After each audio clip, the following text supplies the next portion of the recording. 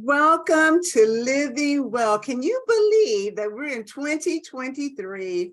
It is already January the 7th. And so now we're starting again with Living Well. In fact, when Emma and I were talking about this new year, we were so excited. We couldn't wait to get back on the platform. We've been off for 2 weeks, but now we're back. In fact, we talked about living well for life, meaning it's a lifestyle, a life change that we're going to do. So we know that the new year's here, and a lot of people made some resolutions of things that they want to do different, do better. And so today we're going to talk about what are you thinking and about some of the choices that we are making.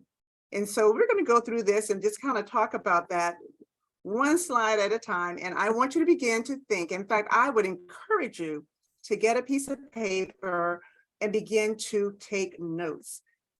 This may be things that you've heard before, but absolutely, we know that it will be beneficial for you as we go through our conversation today. Welcome, Emmeline.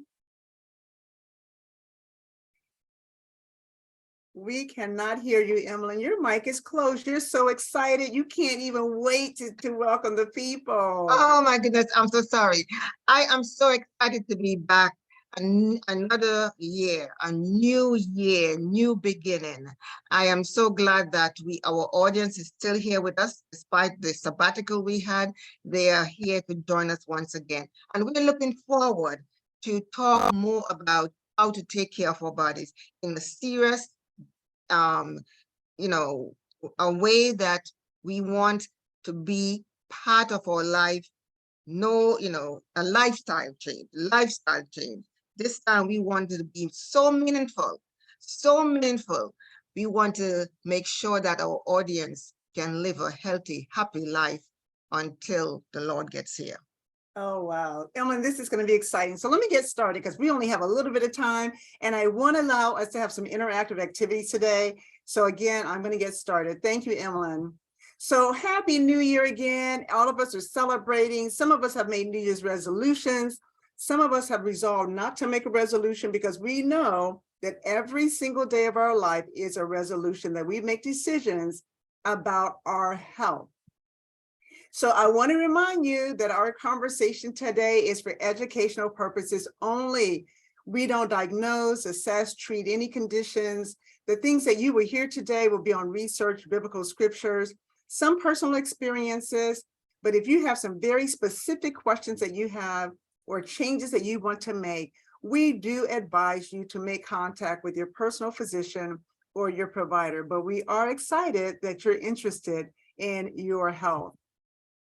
So we're going to talk about what are you thinking? What is on your mind right now? What is on your mind? So on a scale of 1 to 10, what are you thinking about your health? Many times we think about many things. We think about work, we think about bills, we think about family, we think about children. Many times we talk about our gratitude for all of those things. But my question to you is, what are you thinking about your own health? So on a scale of 1 to 10, and I want you to put it in the little chat box. We're going to do the first question first. How healthy do you feel mentally, physically, and spiritually? So you got to combine them all together. Number 1 being unhealthy, number 5 being fairly healthy, and then 10 very healthy. Now you can choose anything in between. You could choose a 7, you could choose a 3, but I want you to put in the chat box, how healthy do you feel right now, mentally, physically, and spiritually? So put it in the chat box. And then we'll move on to the next question. But this allows us to stop, pause, reflect, and then we go to the next question. How healthy would you like to feel? So maybe you're a 5 now, and you think, I'm a 5, but I really like to move up the scale in 2023, and I like to be a 7 or an 8, or even a 9, or a 10. Or maybe you're a 1, and that's okay. We all have a starting point. And then maybe you say, I want to be a 3, moving closer to the fairly healthy. So this conversation today is about you, all about you, because we care about your health and well-being. but we do know it's important to assess ourselves before we go to the next level. So hopefully you've had a chance to say how you feel currently and how you would like to feel mentally, physically, and spiritually. So we know that our health our health is important to us, not only our health, but the health of our family is really important. When we hear someone get sick, we get very concerned. When we go to the doctor and they give us lab results that are not ideal, we become very concerned. So we know that health is very important. So that's why we're talking about it on Living Well.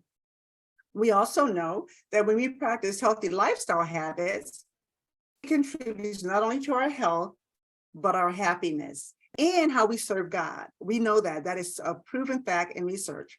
We also know that making changes from poor habits to better habits can be difficult. Would you agree? Absolutely. And then we believe that we can live an abundant life. That's why Emily and I are very committed to coming on every Saturday, every Sabbath to talk about this, because we believe that we can live that abundant life that Jesus promised us in John 10:10. And the way we do that is by practicing the 8 laws of health. So for the next couple of months, we're going to be talking about the 8 laws of health. You're going to hear about them over and over again, because we know that they're very important and they have numerous benefits. In the Bible says, as a man thinks, so is he. So today we want to begin to think healthy. We want to begin to think what? Healthy. So again, we want to begin to program our mind that we want to live a better life. We want to have better health. And we say that over and over again. And you can even say to yourself, I'm healthy, or I'm trying to be healthy. So this year, one of my slogans is a healthier me in 2023. A healthier me in 2023. And what that means is an intentionality of thinking about how I care for my body. So there are 8 laws of health, and we're going to go through all 8 of them just on a high level today. But they're principles and practices that if we follow them, they produce phenomenal results. They actually do. There's research of these health laws that I will go over. These 8 health laws helps prevent diseases. Many times we want to be proactive. We want to be proactive. We don't want to be reactive. So maybe diabetes and hypertension and high cholesterol or cancers may run in your family, but we want to be proactive and prevent those diseases from going from one generation to the next, to the next, to the next. We also know that the 8 health laws helps preserve our health. There are numerous stories of people who maybe had hypertension, diabetes, high cholesterol, any of those diseases. And as a result of practicing these 8 health laws that I'm going to tell you about, they've been able to reverse some of their conditions or reduce the amount of medications that they're taking. We also know that the 8 health laws can help prolong your life. Again, the healthier we are, oftentimes the longer we will live. And so we're striving for phenomenal results this year. We want people to live not only healthy, but happy and holier. So these are the 8 health laws that I'm going to share with you. And we're going to just go over one of them today, and that's choices, the choices that we make. But the other ones you've heard us talk about in the past, about the importance of rest and of an environment that's conducive to relaxation and calmness, activity, which can be exercise or fitness, trusting God, interpersonal relationships, outlook, and nutrition. And those are the 8 laws of health that we will be going over for the next 8 months. So we know that to live well, and I'm going to use the word for life, we not only want to inform you, but we want to transform your life. I want to transform my life, meaning we want to go from bad habits to better habits, because we know that if we live by the health principles, that we can live much happier and healthier. So each month we will present one health principle. We will start talking about mental health, physical health, spiritual health, and then we'll have testimonials. And then we know that it takes up to 21 days to change a habit. That is the reason that we're only doing one health principle per month. If you remember last year, we would have a different topic every week. It was great. It gave good information, but it did not give individuals, including myself, time to make lifestyle changes. It was good information, but it was so much that I didn't get a chance to practice it. So we know that practice makes perfect. We know it may not make perfect, but it can improve our performance. And then we want to be able to engage the audience with interactive activities. So just like I said to you, put in the chat, where are you on your health journey? Many times when we see things in writing, that gives us a wake-up call. Oh, I'm only a 5. I really want to move up. We'll have testimonials and also use videos to share with you. So today, our big topic is about choices, and it is, what are you thinking? So the question I have for you is 24 hours. What choices have you made about your health? Intentional choices. Think about it. Did you think about what you were going to eat, what you were going to drink? Am I going to get out? Am I going to walk or exercise? What have you done intentionally about, because we all know that if we have a list to do, a to-do list, like, oh, I need to go to the post office, I need to go to the grocery store, we have that list, but what about your health choices? I would say for all of us, every day, that should be on our list of things to do, is to live healthier from sunrise to sunset. So today we're going to talk about choice. That's the big word, the big C word. We've always heard people say, oh, they have the big C. Well, we have the big C today, is choice. But we do know that the decisions that we make about our health is start in our mind. It really does start in our mind. And what we're thinking affects not only our mind, but it affects our body and our spirit. You know, you walked in a room and you were really happy and greeting everyone, and someone had a little downer, and immediately the mood changes. So we do know that the mind can affect the body and our spirit. So we want to get the most out of life. We want to live that abundant life. So we want to make the healthiest lifestyle choices possible. So let's talk about choices. So if you had a choice between a positive or a negative mind, which one would you want? If you had a choice between being happy or sad, which one would you choose? If you had a choice between connected or disconnected to people and to your family, which would you choose, connected or disconnected? If you had a choice between calm and stressed, which one would you choose? And if you had a choice between being close to God or distance from God, which one would you choose? Now, you're probably saying to me, we know we would choose the first ones that you said, but how often do we choose the ones, and I'm facing the screen, that are on the right side of the screen?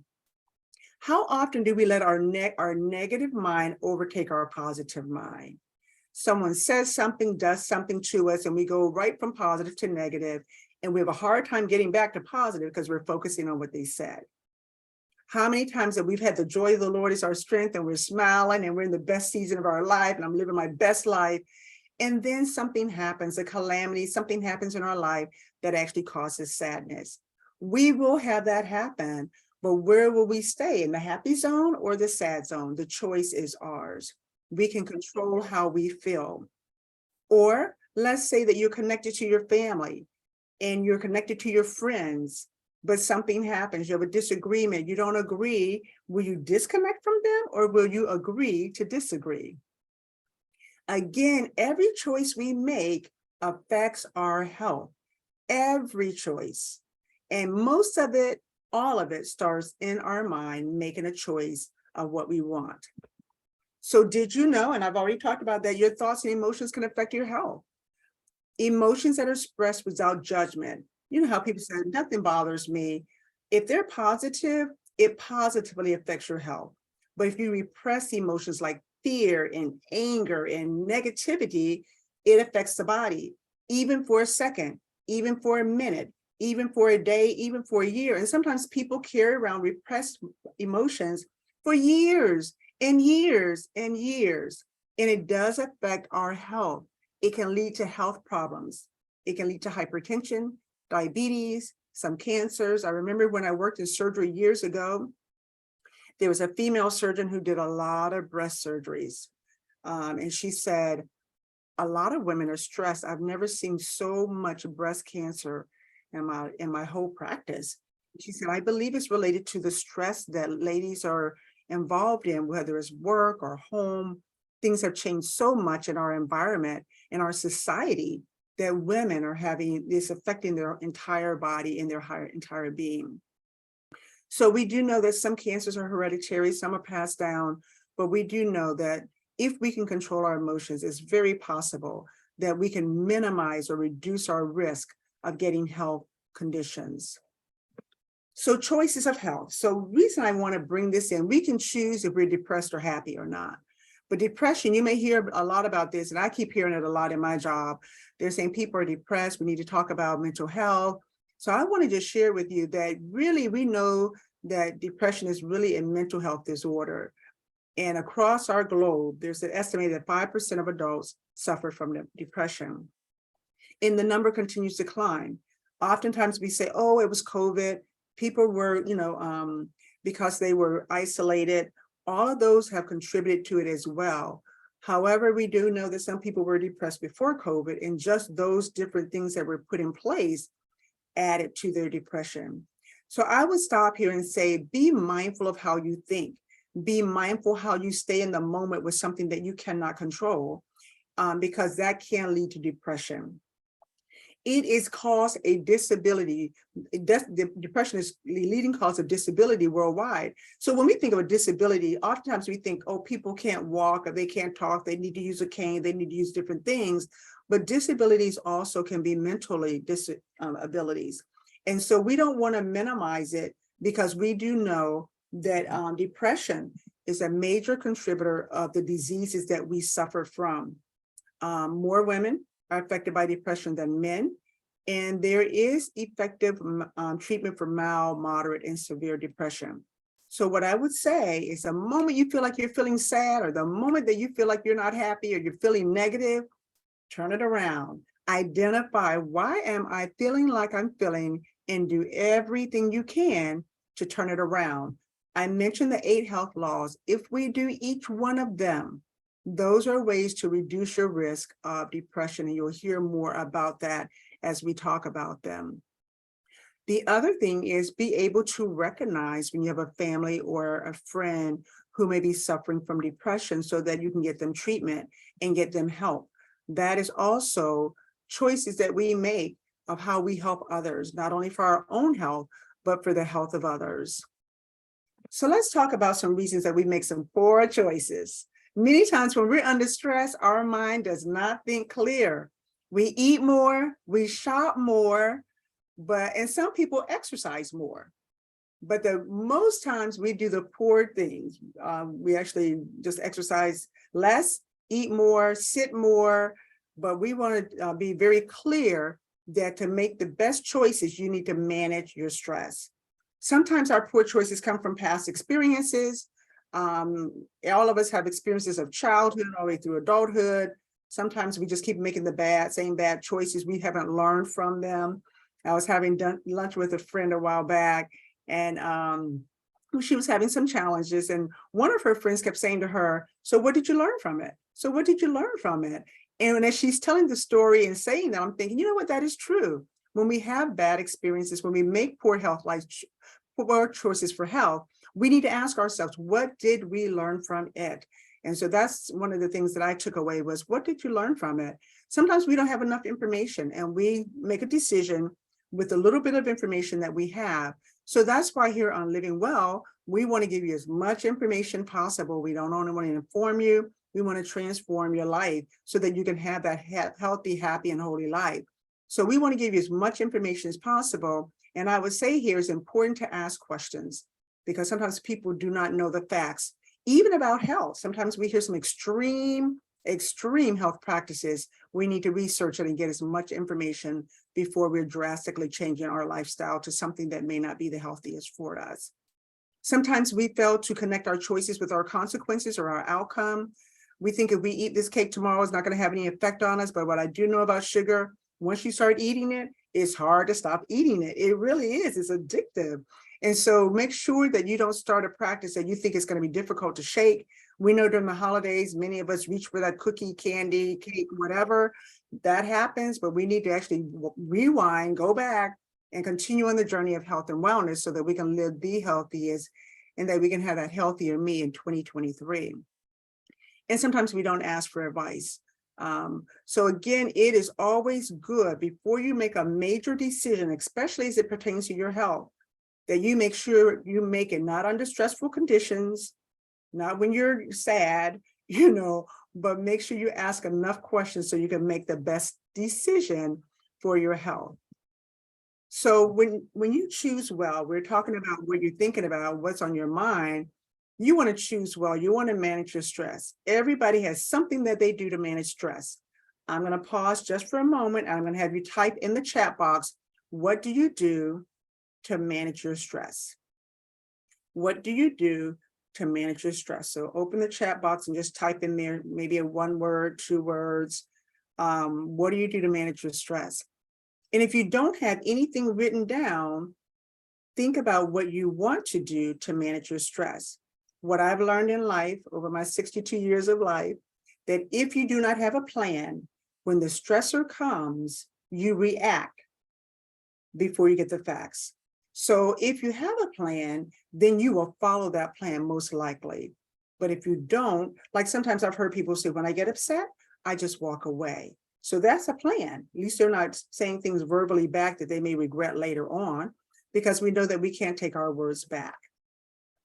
Also, we want you to choose well. We want you to think about having emotional resilience, like a rubber band. If I had a rubber band on my hand and I was pulling it and popping it, it's going to go right back to its original state. So that back to our conversation, if you're generally happy, be a rubber band and jump back into that space. When anything happens to you, just bounce back into that space again, because you want to make sure that you have emotional resilience, that you don't get into that state of sadness or depression or hyper, overreacting behavior. And then always use God's word as a guide to be spiritually sound. I know there's a verse in the Bible, it says, a merry heart doth good like medicine. And so when you get into stressful situations, it's best to begin to cite the word of God. Trust in the Lord with all your heart and lean not to your own understanding. In all your ways, acknowledge him and he will direct your path. So when you're not sure what to do, you ask God, trust God, and do what he says, and then he'll lead you. The other one that my mom taught me is at an early age was that all things work together for good. So again, that's in Romans 8:28. So sometimes things don't feel good, but they are good for us. God is working for our good. And so many times when we get stressful, we may begin to speak or become reactive, when really being proactive is the best way to manage our stress through the word of God, letting it be our guide so that we can be spiritually sound, so that what we're thinking in our mind, it will be pleasing to God.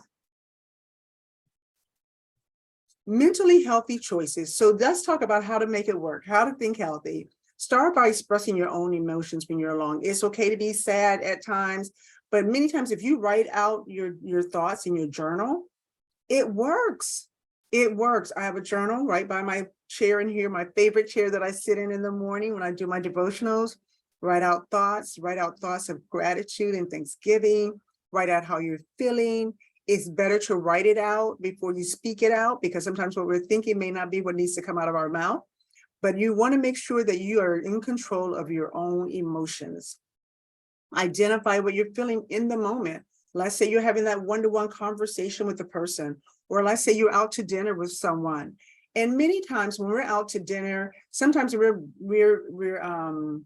with friends or family. Just really be mindful about, your choices for healthy eating, your choices for what's the best for your body, the choices about what you're thinking. When conversations go into a negative zone, you can turn it around to something very positive. And then control your own emotions. Never blame anyone about how you feel. Never blame anyone about what you're eating. Never say, oh, she gave me that cookie, I couldn't resist, or they gave me this, and that's my favorite food. And always own it. And then practice saying out loud what you're really feeling. If you're feeling sad, if I'm feeling scared, if I'm feeling scared, or even if you're feeling healthy. So right now for me, how I'm feeling is that I'm in the best season of my life. I am. I see God's hand in my life. I see him leading and guiding and directing. Do things go wrong sometimes? Absolutely. But I, right now, feel like God has me in a really good season. We're going to call it the spring season because spring is when the flowers come out and the birds are out and about, but things are really going well. And so think about where you are and where you want to be. Don't stay, if you're not where you really want to be, don't stay in that place. Move yourself to that happy zone, to that contentment zone. And so you can actually know how you're feeling. So in 1 Corinthians 6, 19 and 20, it says, know ye not that your body is the temple of the Holy Ghost, which is in you, meaning he lives inside of us, which ye have of God's, and you are not your own. For you are bought with a price, therefore glorify God in your body and in your spirit, which are his. So when we say, what are you thinking? And when we talk about choices, this is our platform of how we make choices. What I put into my body's a temple. I don't know if you've ever been in a church and you've seen paper on the floor or paper on a seat or cups or water bottles.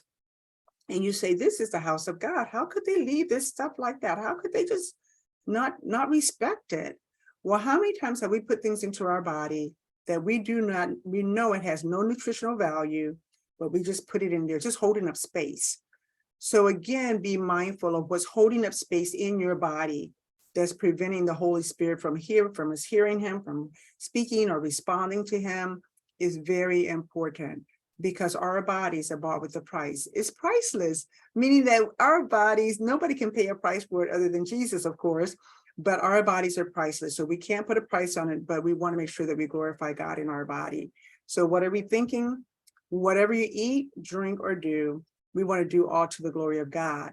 So when we think about what we're thinking, the big question comes next is, what one choice will you make this week to contribute to your health? So if you feel like it, write it in the chat.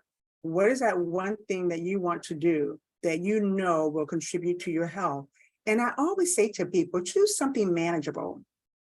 You may want to walk a mile, but start with 5 minutes a day, just walking 5 minutes a day, or 15 minutes a day. Start small. You want to eat healthier? Choose the one meal that you're going to eat everything healthy, and then the other ones, and then gradually move your way into healthier eating. You want to drink more water? So maybe first thing in the morning, have that water right beside your bed, sip a little bit throughout the day. You may only get through one bottle, but if you're trying to work your way up to 3 or 4 bottles, start with the one. And if you fall off the wagon, like they say, or if you fall back, get back up and start all over again. Every choice we make affects our mind and our body and our spirit. So the question to you is, what is that one choice that you will make this week to contribute to your health? If you feel like it, you can write it in the chat box, but we want to make sure that at the end of every single presentation, conversation about health and wellness, that we give you an opportunity to choose what you want to do to live healthier. Many times we may go to the doctor and they will tell us that we have a diagnosis. They give us a choice. Do you want to do nothing? Do you want to do something? And so they always give you a choice. And what I would say is we want to be proactive about the choices we make. We don't want to have a diagnosis. Then we have to make a choice about what we're going to do. Our goal is to, number one, prevent disease. If we can, we know we live in a really sinful world. And so there's a lot of things in the atmosphere that we cannot control. And sometimes it's going to affect our body. But we do want to do our job to reduce our risk of diseases. We want to preserve our health in the best condition possible. So if God allows us to live to 70 and 80 and 90 or 100 years old, we want to be in the best health possible. And then lastly, we want to prolong our life, because we do know that there's a lot of memories to be made with children, grandchildren, great-grandchildren, husbands, wives. And if we stay well, we can have more and more memories. And so thank you for listening. But the question I have to you still is, what's on your mind and what choices will you make? Any questions? Yeah, thank you, Dr. Sankey, for that wonderful, wonderful, inspirational thought that you gave us. I just want to say that what is Proverbs 8:10, it says that choice or choose my instruction. I'm sorry, choose. We're talking about choices. Mhm. Choose my instruction. It's rather than silver and knowledge, and it's better than pure gold. So the instruction you gave us today, I think it has so much wonderful message in it that I want to make it part of my life to, make the right choices so that I can have a healthier body. I can glorify God in my body and also live a healthier life. Amen. Any other questions or comments? Feel free to make a comment. Yes, I have a question.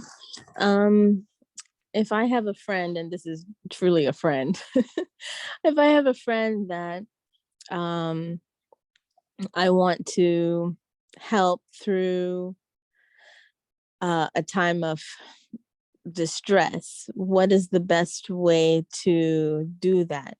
To provide advice or just listen when you know they might be erratic or what have you? What is the best thing to do? Very good question. So listening is always good. And then also reflecting on what they said. So a lot of times just by saying, oh, you say you're angry, or you restating what they said, how they're feeling. Wait until they ask for your help, because if you offer advice, they may not be ready for advice. If they say to you, so what would you do? Then you always say, I'm not you, but in a situation like this, these are things that I've done in the past. You do want to help guide them if you can, and say, especially if they're very erratic and irrational, because that can happen. But you want to not call them on it, but you want to really help them come to reality. Is that a fact? How do you know that? Because sometimes we make up stories, believe it or not, when we're in anger or upset. We don't know the whole truth. We just kind of put the pieces together. So you want to help try to support her or him, and then also allow them to vent, and then maybe give them the truths about, especially if you know what is true about what they're saying. So that is true, but have you thought about maybe the reason they did not, and give them other, let's say maybe, and this is a simple one, maybe the reason the husband didn't take out the trash is because, not to take sides, but maybe give them another perspective. Or you can use yourself. I've been in a situation like that before, and what helped me was, but you really can't influence them probably more than that. But you don't want them to go down the pathway to, if they're spiraling down like fast and depressed, they need professional help. Absolutely. Then what is the most non-offensive way in sharing that if They you need, conclusion that they need professional help? you seem very stressed right now. I really think that you could benefit from maybe getting some professional help. Or this is consuming your life. I've noticed this is consuming your life. Have you thought about getting professional help? Maybe put it on them. Have you thought about getting professional help? And that way is them thinking about it versus you saying they need to get professional help. Thank you. That was Any other thoughts? Someone may have a better response than that. That's a great question, though, because we all know someone. But, providing support and sometimes just being there. I had that happen to me recently. Someone called me very highly stressed. And what I did is I offered to support them through that period for things that I knew that I could support, things that I could do. So let me take you there. So they don't have to drive. Because when people are stressed, they really shouldn't be driving, because their mind is not really on the road. And that's how accidents happen. And, people think, oh, don't drink and drive. Well, don't be stressed and drive either, because it does, your reflexes are very delayed, slow. So yes. And even Sankey. offer, you could offer to go with them. If they say, oh yeah, maybe I should go. Or you could just say, I would go with you if you need me to. Offering to go. Any Sankey. other questions? Just a comment on the question the lady asked. Sometimes when we are talking to someone and they hear the word professional, it may add more to their stress or raise a red flag. So what we can do is tell the person, I'm not probably able, I don't know a lot about the subject or what's going on with you. Do you want to talk to somebody else who knows more about this subject or what's going on with you? Because professional, sometimes we make them uneasy. Oh, she's gonna take me to this psychiatrist or something like that. But asking, they want to talk to somebody who knows more about what's going on with them or something like that.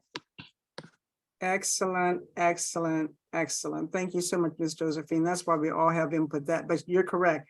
Sometimes people will, especially culturally, if you say professionally, getting help, people are like, I'm not crazy, and you're not implying that, but I liked the way you said it, Ms. Josephine. I have limited knowledge on this, but would you be interested in talking to someone who has more that can maybe help you through this?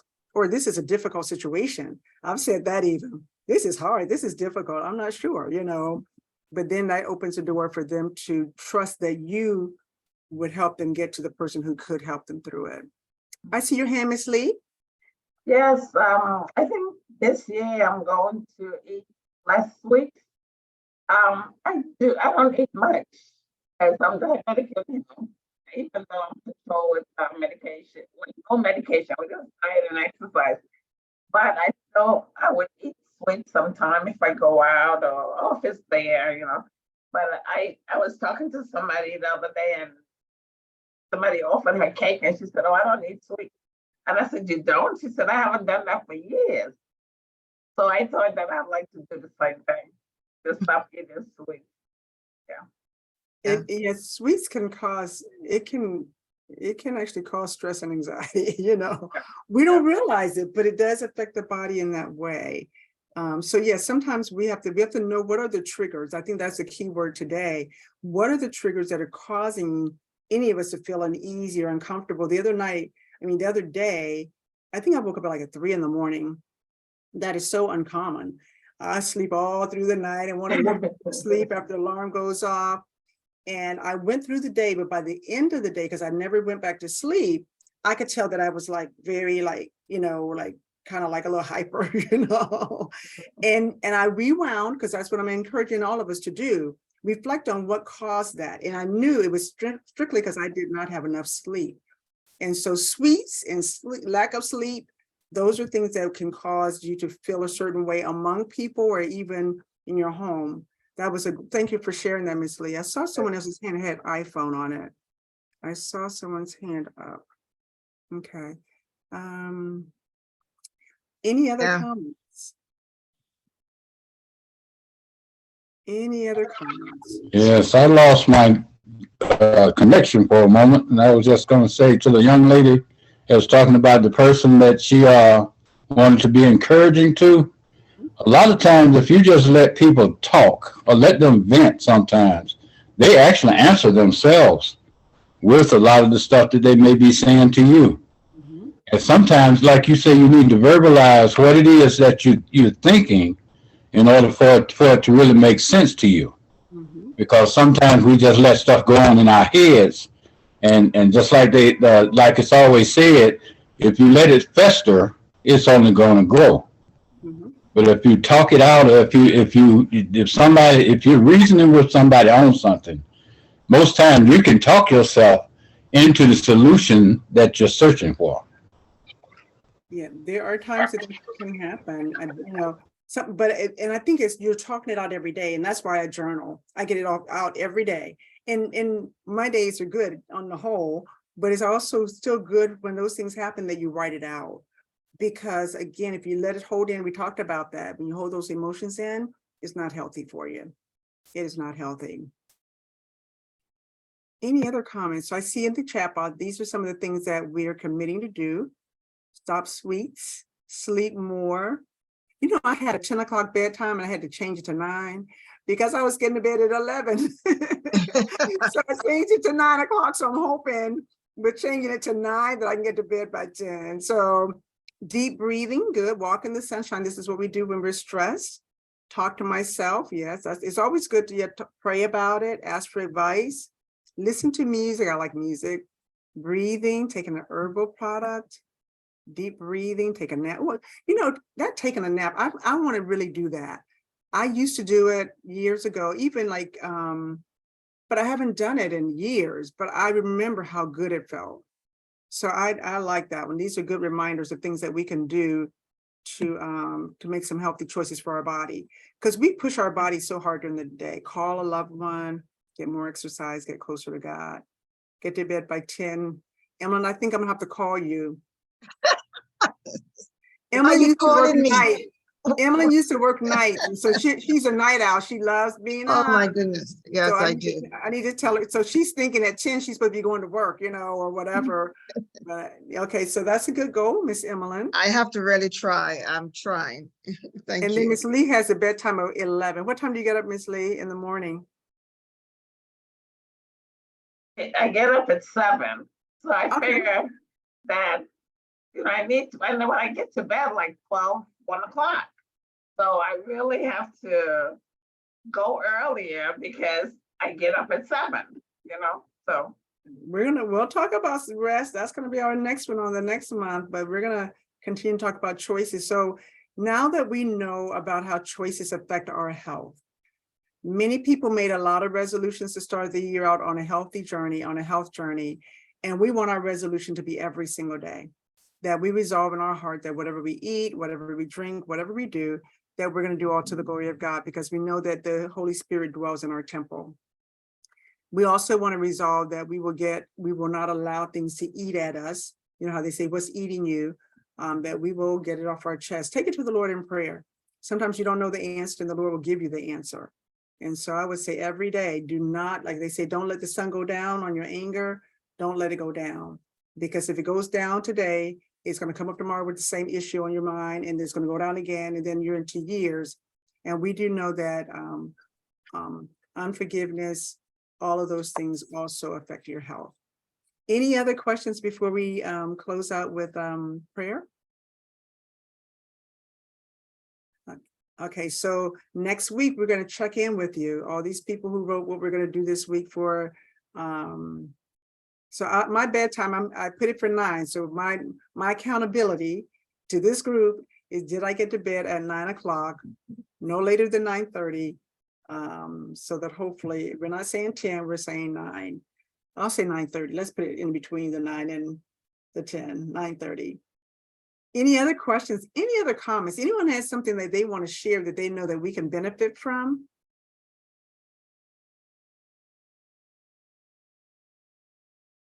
Okay.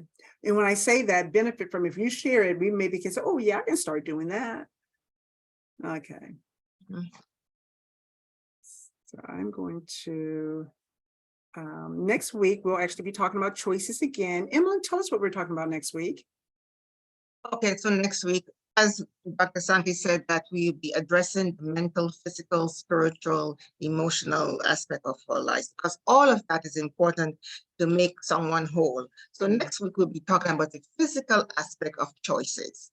So we'll be talking about how does the physical aspect of making the right choices affect us, affect our health. How can it improve our health? And the things that we can do to aspire to these different goals that we have. Example, be more active, physical choices, doing more exercises, and all the benefits that involve. Absolutely. You know, one of the things, and I'll close with this, that I've been trying to be more mindful about what I eat and know what it's good for. You know, actually knowing what are the nutrients, not anything in a box or a can, but the actual food. So the other week I found some purple potatoes, sweet potatoes. And as I was reading about these purple sweet potatoes, because one of my friends says, well, is it a genetically modified sweet potato? And so I went to research it because I was going to say no, but I didn't really know. So anyway, as I was reading up on it, I found that this purple sweet potato it's an antioxidant, a lot of antioxidants in it, and that it actually has more than blueberries. And I love blueberries. And I thought, oh, this is a nice option. So I would challenge all of us as we're eating healthy foods, whether it's, cabbage. Sometimes we've been eating it for years, but we really don't know what it's good for the body. Cucumbers, Brussels sprouts, anything that you're eating, look on your phone. It's on there of what it's good for.